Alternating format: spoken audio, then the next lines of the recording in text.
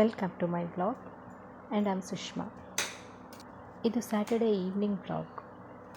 Saturday ಅಲ್ವಾ, so ಹಾಗೆ ಏನಾದರೂ ಸ್ಪೆಷಲ್ ಮಾಡುವ ಅಂತ ಮನಸ್ಸಾಯಿತು.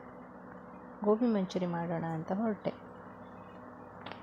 ಕಾರ್ನ್ಫ್ಲೋರ್, ಸ್ವಲ್ಪ ಮೈದಾ, ಚಿಲ್ಲಿ ಪೌಡರ್, ಸಾಲ್ಟ್ ಇದೆಲ್ಲ ಹಾಕಿ ಒಂದು ಬ್ಯಾಟರ್ ರೆಡಿ ಮಾಡಿಕೊಂಡೆ. ಅದಕ್ಕೆ ಕಟ್ ಮಾಡಿಟ್ಟ ಗೋಬಿ ಎಲ್ಲ ಹಾಕಿ ಫ್ರೈ ಮಾಡಿದೆ.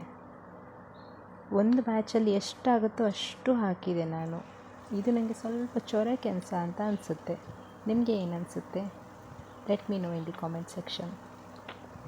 ಸೊ 3 ಬ್ಯಾಚ್ ಆಯಿತು. ಗೋಬಿ ಎಲ್ಲ ಫ್ರೈ ಮಾಡಿ ಸೈಡಿಗೆ ಇಟ್ಟೆ.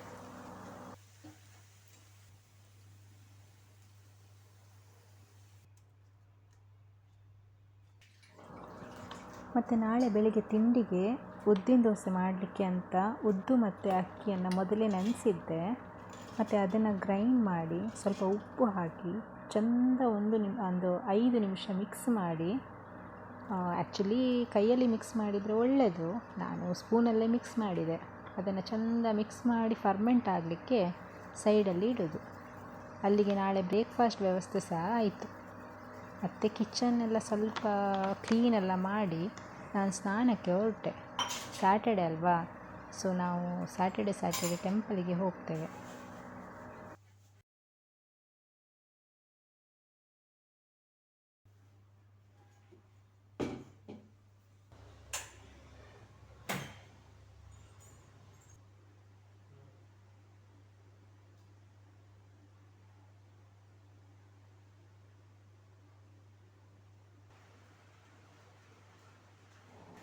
ಮತ್ತು ದೀಪ ಎಲ್ಲ ಇಟ್ಟು ಪ್ರೇಯರೆಲ್ಲ ಮಾಡಿ ಸ್ತೋತ್ರ ಎಲ್ಲ ಓದಿದೆ.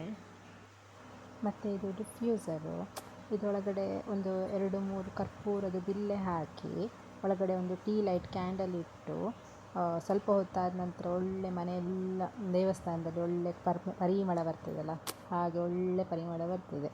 ಒಂಥರ ಪಾಸಿಟಿವ್ ಫೀಲಿಂಗ್ ಬರುತ್ತೆ.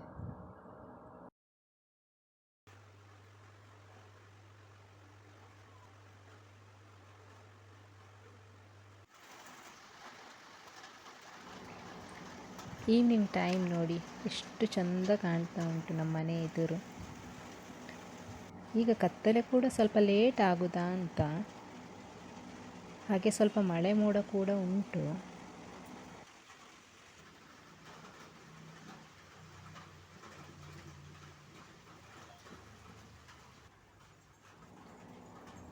ಮತ್ತು ಸ್ವಲ್ಪ ಮಳೆ ಸಹ ಬರಲಿಕ್ಕೆ ಶುರುವಾಯಿತು.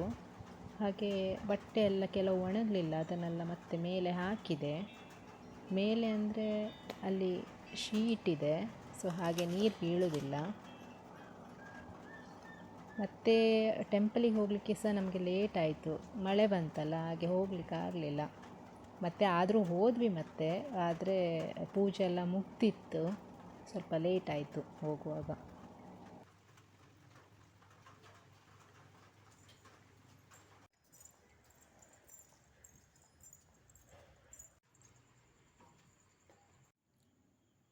ಮತ್ತೆ ಬಂದು ಆಗ ರೆಡಿ ಮಾಡಿದ ಗೋಬಿ ಫ್ರೈಯನ್ನು ಮಂಚೂರಿ ಮಾಡಬೇಕಲ್ಲ, ಹಾಗೆ ಎಲ್ಲ ಒಂದು ಸಲ ರೆಡಿ ಮಾಡಿ ಇಟ್ಕೊಂಡೆ.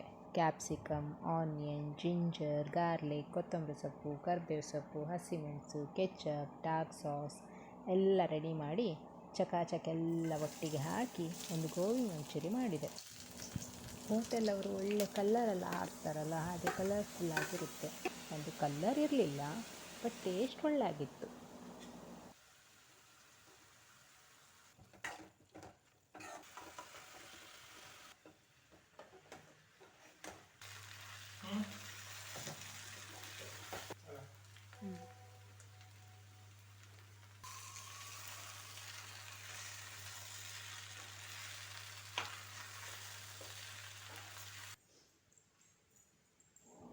ಮತ್ತು ಇದು ನೆಕ್ಸ್ಟ್ ಮಾರ್ನಿಂಗು ದೋಸೆಗೆ ನಿನ್ನೆ ಹೇಗೂ ರೆಡಿ ಮಾಡಿ ಇಟ್ಟಿದ್ದೆ ಅಲ್ವಾ, ಅದಕ್ಕೆ ಒಂದು ಸಾಂಬಾರು ಮಾಡುವ ಅಂತ ನುಗ್ಗೆಕೋಡು, ಬದನೆ, ಟೊಮ್ಯಾಟೊ, ಪೊಟ್ಯಾಟೊ ಹಾಕಿ ಒಂದು ಸಾರು ರೆಡಿ ಮಾಡಿದೆ. ದೋಸೆ ತಿನ್ನೋಕ್ಕೂ ಆಯಿತು, ಹಾಗೆ ಮಧ್ಯಾಹ್ನ ಹಸ್ಬೆಂಡ್ಗೆ ಊಟಕ್ಕೂ ಆಯಿತು ಅಂತ ಸೇರಿಯೇ ಮಾಡಿದೆ. ಯಾಕಂದರೆ ನಾನು ನಮ್ಮ ಓನರ್ ಆಂಟಿ ಇದ್ದಾರಲ್ಲ, ಅವ್ರ ಜೊತೆ ಮಧೂರು ಗಣಪತಿ ದೇವಸ್ಥಾನಕ್ಕೆ ಹೋಗೋ ಪ್ಲ್ಯಾನ್ ಮಾಡಿದ್ದೆ. ಅಲ್ಲಿ ಸುಮಾರು ದಿನದಿಂದ ಉತ್ಸವ ನಡೀತಾ ಉಂಟು. ನಾಳೆ ಲಾಸ್ಟ್ ಡೇ ಅಂತೆ. ಹಾಗೆ ಆಂಟಿ ಹೋಗುವ ಕೇಳಿದರು. ಸೊ ಅಲ್ಲಿಗೆ ಹೋಗುವ ಅಂತ ಪ್ಲ್ಯಾನ್ ಮಾಡಿದ್ದೇವೆ.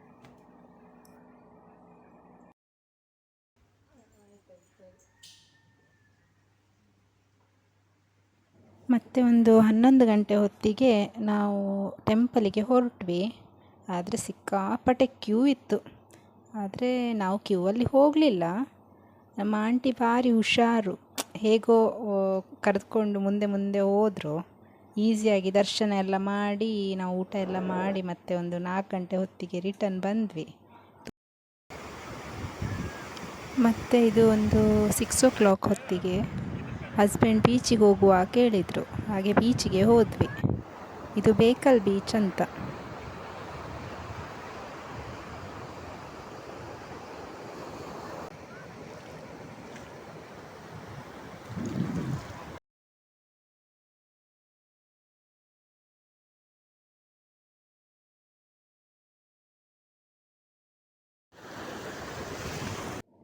ಇಲ್ಲೊಂದು ಮಗು ನೋಡಿ ಜಾರಿ ಹಿಡಿಯೋದು. ಜಾರಿ ಅಂದರೆ ಕ್ರ್ಯಾಬ್, ಏಡಿ.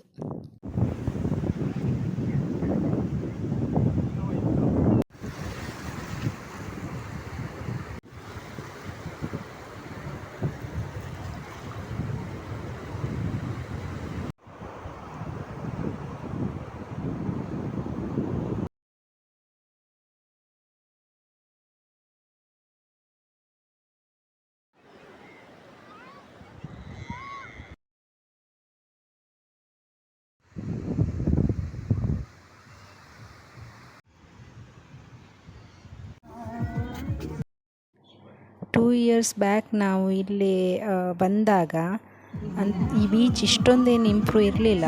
ಇತ್ತು, ಬೀಚೆಲ್ಲ ಚೆನ್ನಾಗಿತ್ತು ಅಷ್ಟೇ. ಬಟ್ ಈಗ ತುಂಬ ಒಳ್ಳೆ ಇಂಪ್ರೂವ್ ಆಗಿದೆ. ಇವನ್ ಕೆಲವು ಕಡೆ ಎಲ್ಲ ಕನ್ಸ್ಟ್ರಕ್ಷನ್ಸ್ ಕೂಡ ಆಗ್ತಾ ಇದೆ ಇನ್ನು.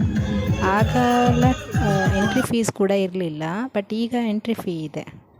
ಗೇಮ್ಸ್ ಎಲ್ಲ ತುಂಬ ಇದೆ, ಒಳ್ಳೆ ಟೈಮ್ ಸ್ಪೆಂಡ್ ಮಾಡ್ಬೋದು.